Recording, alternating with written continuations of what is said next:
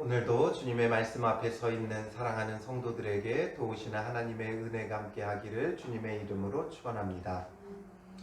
우리가 에스더 말씀을 이제 보고 있는데 에스더 말씀의 시작은 아하수에로 왕이 베푼 잔치에서 시작이 됩니다. 180일을 잔치하고 그리고 7일을 더 잔치하게 되어집니다. 그의 어떤 그 많은 소유와 그의 권능과 그의 명예를 자랑하고자 하는 잔치였고, 많은 흩어져 있는 이 127도에 있는 장수들과 지휘관들을 모아다가 그들의 사기를 짐작하고 마음을 하나로 뭉쳐 이제 그리스 원정을 떠나고자 했던 잔치였죠. 그래서 그의 그 많은 풍부한 소유를 자랑하기 위해 180일 동안 아름답게 꾸며진 수상궁에서 잔치를 벌였습니다. 그리고 이제 그것으로도 모자라서 7일을 더 잔치하면서 이 수상궁에 있는 백성들을 위해, 그리고 또한 그들뿐만 아니라 아마 가장 고위층의 관료들은 아마 이 잔치에 참여했던 것으로 보여집니다. 그래서 이제 마지막 7일에 이르게 되죠. 180일을 잔치하고 7일을 더 잔치했으니 이제 이 잔치가 끝나는 마지막 순간에 와 있는 거예요. 그래서 이 마지막을 어떻게 피날레를 할까? 어떻게 이 잔치의 절정을 이루게 할까 하면서 이제 왕이 어떻게 합니까? 10절에 보면 제7일에 이제 마지막 그 순간까지 온 것이죠. 모든 잔치는 마지막 피날레가 중요해요. 어떻게 마무리 짓느냐. 그냥 흥청망청 마시고 끝나버리면 그 잔치는 그냥 흐지부지하게 끝나게 돼요. 그래서 마지막 아주 임팩트 있게 뭔가 피날레를 장식하는 게 필요했던 거죠. 그래서 왕이 주흥이 일어나서 라고 말하고 있어요. 주흥이 일어났다. 이 왕이 주흥이 일어났다라는 이 성경의 내용을 원래 그대로 직역한다면 무슨 뜻이냐면 왕의 마음이 술로 인하여 즐거워졌을 때라는 말이에요. 이제 흥청망청 술을 마셨고 이제 술에 가득 취해가지고 아주 그냥 흥청망청 마시다 보니까 그 마음이 아주 그냥 고조된 거예요. 술 기운으로 완전히 그 자신이 이 즐거움에 가득 차 있는 거죠. 이런 즐거움이 참된 즐거움이 아니죠. 그냥 술기운이에요. 술기운. 즐거움이 가득할 때지만 정작 이것은 술기운에 완전히 빠져 있을 때죠. 그래서 자기도 모르게 참된 기쁨이 아니라, 참된 즐거움이 아니라 술로 인한 감정적 흥분 상태를 말하는 거예요. 감정적으로 흥분되어지니까 어떻게 해요? 어전 내시들 7사람에게 명령을 내립니다. 이 내시, 어전 내시는 우리 그 궁궐에 있었던 그런 내시들과는 조금은 차이가 있습니다. 왕을 가장 곁에서 보필하는 대신들, 왕의 측근들이에요. 그래서 이들에게 명령을 내려서 11절에 보면 왕후 와스디를 청하여 왕후의 관을 정죄하고 왕 앞으로 나오게 하여 그의 아리따움을 뭇 백성과 지방관들에게 보이게 하라라고 말을 하고 있어요. 그리고 이는 왕후의 용모가 보기에 좋음이라 말하고 있죠. 너무나 아름다운 여인이었기 때문에, 외모가 너무나 출중하고 아름다웠기 때문에 이 잔치의 마지막은 왕후의 그 모습을 보여주면서 마무리를 하고 싶었던 거죠. 왕후는 따로 잔치하고 있었고 여인들과 함께 잔치하고 있었기 때문에 이제 왕후를 아름답게 치장하고 모든 사람들에게 보여서 그 왕후에 대한 부러움을 사고 싶었던 거죠. 그래서 자기의 그 많은 소유의 절정에는 바로 왕후 와스디가 있다. 그래서 아름답게 꾸며서 보이게 해라. 사람들에게 보여서 자기가 소유한 그 모든 것의 최절정에 있는 이 아름다운 왕후 와스디를 자랑하고 싶었던 거죠. 잔치를 베풀 때는 사실 거기에는 어떤 마음이 있어요? 정말 축하할 일이 있어서 함께 기뻐하려고 잔치하기도 하지만 내심 자기의 것을 드러내고 보여주고 자랑하고자 하는 마음이 있는 거예요.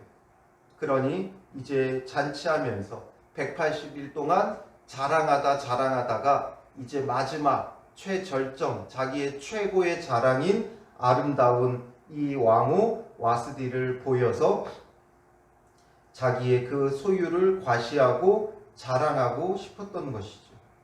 그런데 뜻하지 않은 일이 벌어집니다. 12절에 보면 왕후 와스디는 내시가 전하는 왕명을 따르기 싫어하니 라고 말하고 있어요. 왕명을 따르기 싫어했다. 있을 수 없는 일이 벌어진 거죠. 당시 이 왕 아하수에로는 전 세계를 제패하고 전 세계를 다스리는 자와 같은 위치에 있었어요. 127도를 다스리면서 그가 절대 권력자로 이 세상에 군림하고 있었는데 그 왕명을 왕후 와스디가 듣지 않았다라는 거죠. 이게 어떻게 되어진 일입니까? 있을 수 없는 일이죠. 신학자들은 왜 왕후 와스디가 거부했느냐 여러 가지로 추측을 해요. 이렇다 저렇다 추측을 하는데 어떤 학자들은 이 지금 치장하고 보이라고 했을 때는 다 벗고 이것만 쓰고 나와라 했다라는 거죠. 그러니까 왕후의 관만 쓰고 나오라고 했다. 실제로 역사 가운데 그런 경우가 있어요. 왕이 여인 자기의 왕후를 다 벗고 다 벗은 그 왕후를 내보여서 자랑했던 그런 일이 있었기 때문에 이렇게 하지 않았겠느냐 이런 추측이 있죠. 그리고 또 한 가지는 왕후가 이제 이 당시 이 지역에서는 잔치를 하면 이제 남자와 여자가 함께 자리를 갖는 경우는 없어요. 그러니 이것을 굉장히 모욕적으로 여겼을 것이다. 이 술 취한 자리에 자기가 나가서 구경거리가 되는 것을 수치스럽게 여겼을 것이다. 그리고 또 어떤 경우에는 임신 중이지 아니었겠느냐 이런 여러 가지 추측들이 있어요. 그러나 중요한 건 뭐냐면 결국에는 거부했다는 거죠. 거부하면 안 되는 자리를 거부했다는 거예요. 무엇 때문이겠어요? 정말 이렇게 거부할 수밖에 없는 것은 왕이 절대 권력자인데도 불구하고 거부한다. 있을 수 없죠. 그러니 결국 왕후 와스디조차도 얼마나 교만한 인물인가가 고스란히 드러나는 거예요. 왕과 왕후 모두 얼마나 교만한 자인가를 볼 수 있죠. 왕은 자기의 소유를 과시하기를 좋아했고 그리고 왕후조차도 자기의 소유로 자기의 과시거리로 삼고 있었던 거예요. 그리고 왕후 와스디도 자기가 왕으로서 이 왕의 명령보다 자기의 자존심을 지키려고 교만해 있었던 거죠. 술 취한 자리에 자기가 구경거리로 전락하는 게 싫다라는 거예요. 왕의 마음을 모르는 거죠. 왕은 구경거리로 삼으려고 하는 게 아니라 자기의 소유의 최절정에 이 여인이 있다라는 것을 보여주고 싶었던 거예요. 그리고 어떤 성경에는 이런 설명도 추가하고 있어요. 그 당시 이 여러 나라를 통치하는 왕이었기 때문에 서로 어느 나라 여인이 더 아름답냐 이런 것을 먼저 서로 이야기를 나눴다는 거예요. 그러면서 이 마지막에 왕이 왕후 와스디를 보이면서 이 여인이 가장 아름다운 여인이다 이것을 보여주고 싶었던 것이었다라고 설명도 하는 거죠. 그러니 지금 이 왕은 물론 잘못된 방식이지만 자기의 소유의 가장 최고 절정을 이루는 것을 이 왕으로 여기고 그 왕후를 보여주고 싶었고 내세우고 싶었던 거예요. 그러나 왕후는 오히려 자기가 그렇게 구경거리가 술 취한 자들의 구경거리가 되는 것을 모욕적으로 수치로 모멸감으로 받아들이고 있는 거죠. 그래서 이것을 거부하게 되어지는 거예요. 결국에는 다 어떤 상태 가운데 있는지를 보여주는 거예요. 교만함, 스스로 통치하고자 하는 그 마음이 이 지금 궁궐 안에 아주 가득해 있는 걸 보죠. 그러니 왕도 왕후를 인격적으로 지금 대우하고 있지 않은 거예요. 인격적으로 대우하고 존중하면서 했다면 가서 어떻게 해야 되겠어요? 뭔가 이 잔치에 오기를 청하고 정상적인 방법으로 청하고 요청하고 이러이러해서 내가 당신을 모든 사람에게 내보이고 싶다. 이것을 말할 수 있었어야 되는 거죠. 왕후도 왕이 왜 이렇게 나를 이 자리에 청했는가를 생각해야 되는 거예요. 그래서 왜 이렇게 했을까? 나를 얼마나 아름답게 여기고 나를 귀하게 여기는가? 이런 것을 생각했어야 되는 거죠. 그렇지 않다 보니까 이런 서로 간의 교만함과 오해로 인하여 이 잔치는 생각과 다르게 이제 굉장히 엄한 분위기 속에 끝나게 되어집니다. 그렇게 성대하게 열렸던 잔치가 왕후를 폐위시키는 일로 마무리 짓게 되어지는 것이죠. 그래서 왕이 12절에 보면 자기의 모든 것을 과시하고 자랑하고 싶고 감정적으로 흥분되어 있다가 어떤 방향으로 흘러버립니까? 진노하여 마음속이 불붙는 듯 하더라. 감히 자기의 명령을 어긴다는 것에 그 마음이 불붙듯이 하는 거죠. 왜 왕후가 이것을 거절했을까? 왜 그것을 모욕으로 여겼을까? 생각하면서 달래줄 마음은 없고 무조건 자기가 기준이죠. 내 명령을 어기다니. 그리고 더 속상하고 더 화나는 건 그런 부분일 거예요. 바로 내가 그렇게 귀하게 여겨서 사람들에게 내보이고 싶은데 그것을 거절한다는 것이 더 모멸감이고 수치로 여겼을 것이고, 그리고 자기 명령을 듣지 않는 왕후의 그 모습이 지금 대신들의 눈에 어떻게 비춰질까, 이런 것으로 인하여 그의 기분 좋은 감정적 흥분 상태가 이제는 분노로 흥분하게 되어지는 거예요.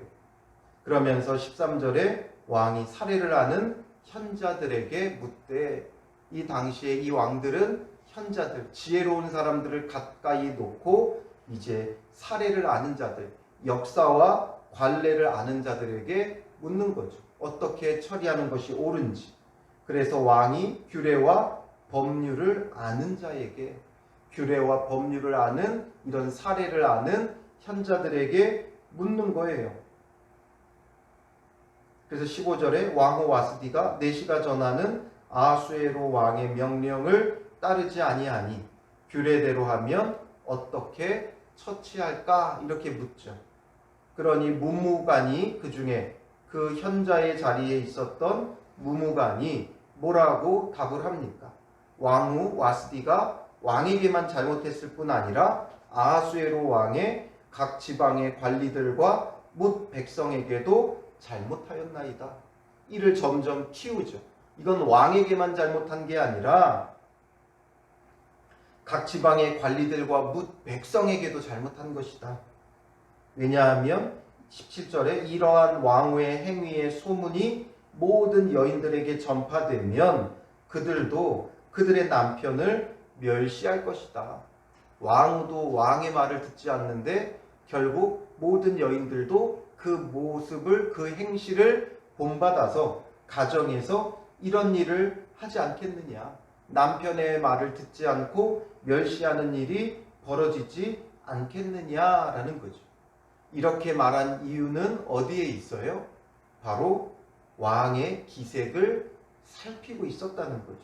14절에 보면 그때의 왕에게 가까이하여 왕의 기색을 살피며, 왕의 표정을 살핀 거예요. 왕의 마음을 살핀 거예요. 그러니까 뭐가 옳은지가 중요한 게 아니죠. 왕이요, 이것은 오해가 있습니다. 왕은 지금 당신의 가장 소유의 아름다운 것, 좋은 것을 보여주려 하였으나 왕후가 그것을 오해하여 이것을 모멸감으로 수치로 여겼으니 그 마음을 푸시고 이렇게 하시면 됩니다. 이렇게 뭔가 조언을 하는 게 아니죠. 왕의 마음이 지금 불붙는 듯 하니까 그 마음을 이용하는 거예요. 그 마음 가운데 뭔가 자기들이 잘못 말하면 자기들이 해가 될까 눈치를 보는 거죠. 눈치 보면서 이것은 왕후를 폐위시키기 싶은 왕의 마음이 담겨 있구나. 이것을 살핀 거죠. 그리고 왕도 자기가 그냥 폐위시키면 되는데 자기가 뭔가 감정적으로 보복하는 것이 아니다라는 것을 보여주기 위해 이런 현자들에게 묻는 거예요. 그러니까 답은 이미 정해져 있는 거죠. 왕의 마음의 답은 어떻게 해서 저 왕후를 내가 심판하고 벌할 것인가, 그것을 법적으로 문제되지 않게 잘 공식적으로 한번 답변을 해봐라. 이것과도 같은 것이었던 거예요. 그러니까 이런 것들을 예로 들면서 결국 무무가는 뭐라 그래요?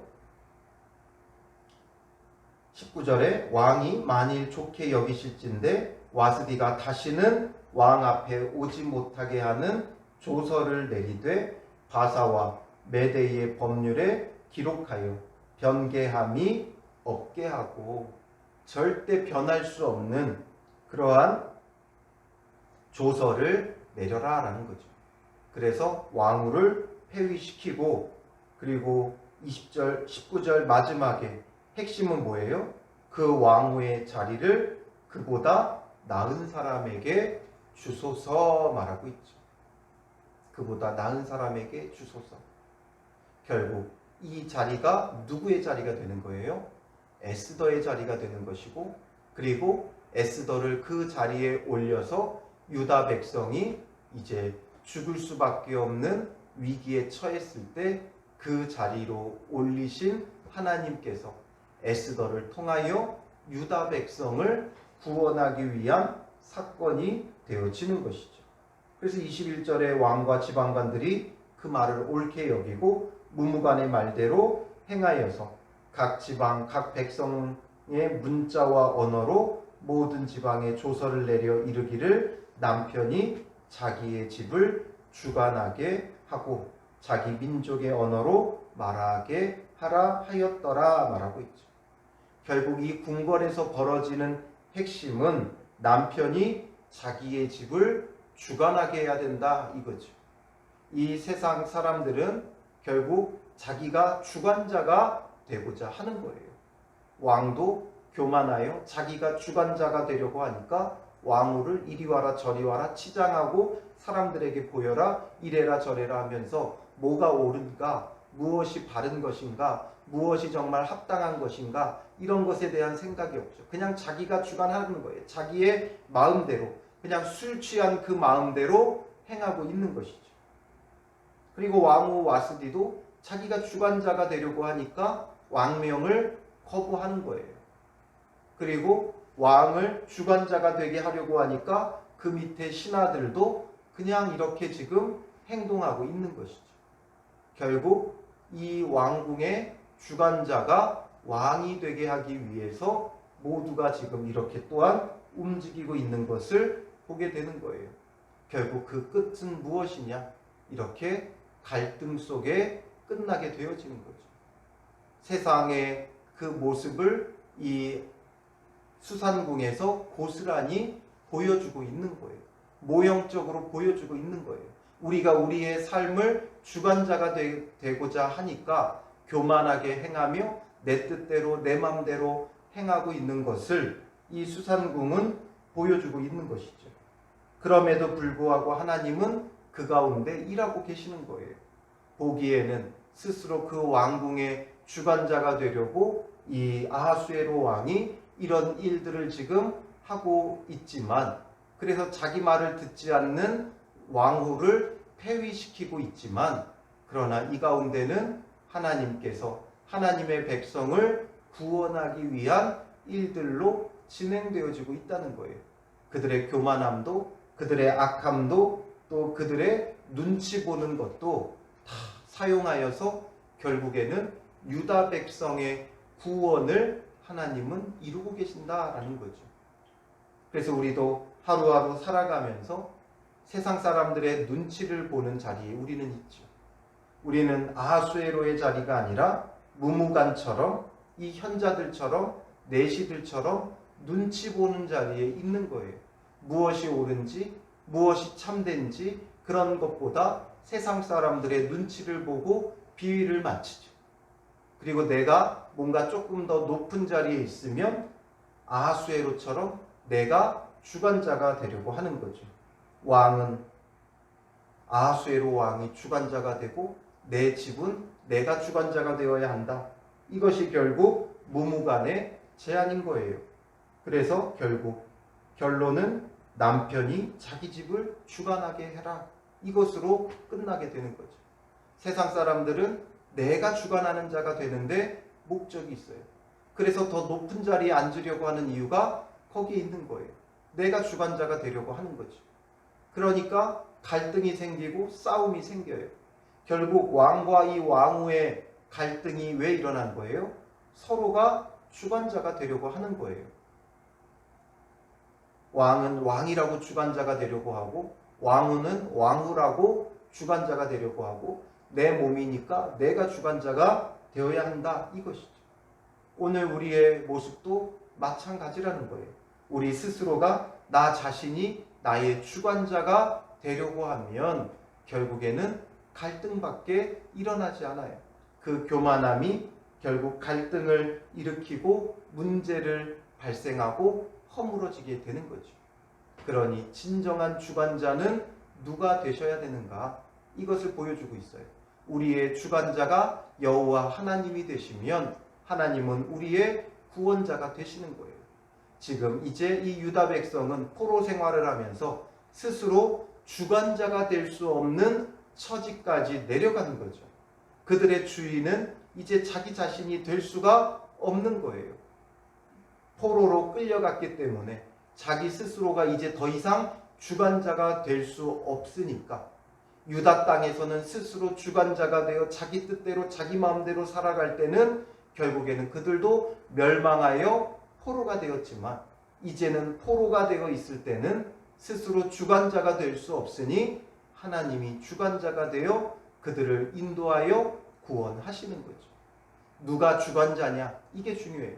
내가 주관자가 되려고 하면 결국에는 멸망의 길을 걷게 될 것이고 하나님이 주관자가 되시면 이 세상의 주관자들을 움직여서도 우리를 구원하시는 거죠.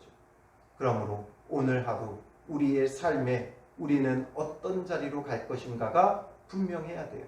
내 삶의 주인은 나다. 내가 주관자가 되려고 하고 내가 가정에서 주관자가 되려고 하고 내가 일터에서 주관자가 되려고 하면 분명 그 자리는 힘들고 지치고 갈등과 멸망의 길이 되어질 거예요. 그러나 가정에서도 하나님께 주관자의 자리를 내어드리고 주님 우리 가정을 주관하여 주시옵소서.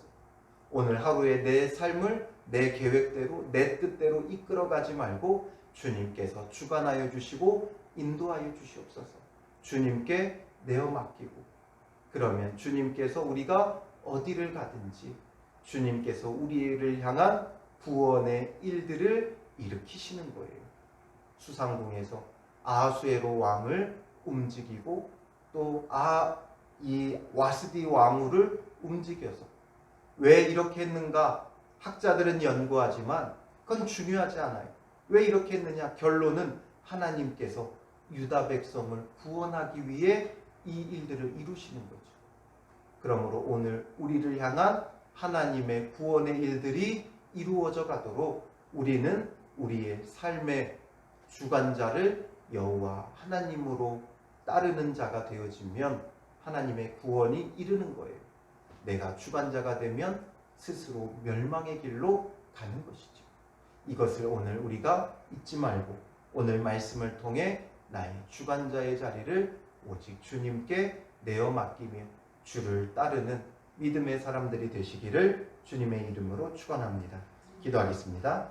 살아계신 아버지 하나님 주님의 은혜에 감사합니다. 우리를 구원하기 위해서 어떠한 세상의 주관자도 움직이시는 하나님이신 것을 보게 됩니다. 우리가 스스로 주관자가 되려 하면 멸망의 길로 접어들 수밖에 없지만 모든 주관자의 자리를 주께 내어드리면 주께서 우리를 구원하심을 보게 됩니다.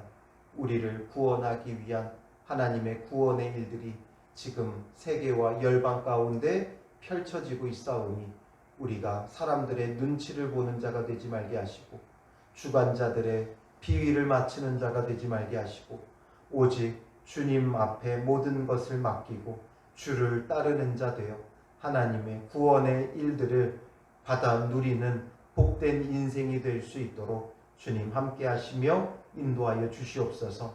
우리의 진정한 주관자 섭리자는 창조주 여호와 하나님밖에 없사오니 하나님께서 일하여 주시고 인도하여 주시고 이끌어 주셔서 오늘도 주의 구원을 누리며 복된 하루가 되게 하시고 하나님 나라를 이루며 하나님 나라를 확장해가는 복된 은혜의 사람들이 될 수 있도록 인도하여 주시옵소서. 우리의 생각으로 우리의 계획으로 우리가 헛된 일을 이루어가는 자 되지 말게 하시고 하나님의 인도하심만 온전히 따르는 자 되게 하시고 하나님의 인도하심을 온전히 구하는 자들 되게 하옵소서. 오늘도 우리의 구원의 일들을 위하여 졸지도 않고 주무시지도 아니하시는 하나님의 섭리하심이 우리의 삶 가운데 가득하게 하여 주실 줄 믿사오며 예수님의 이름으로 기도합니다. 아멘.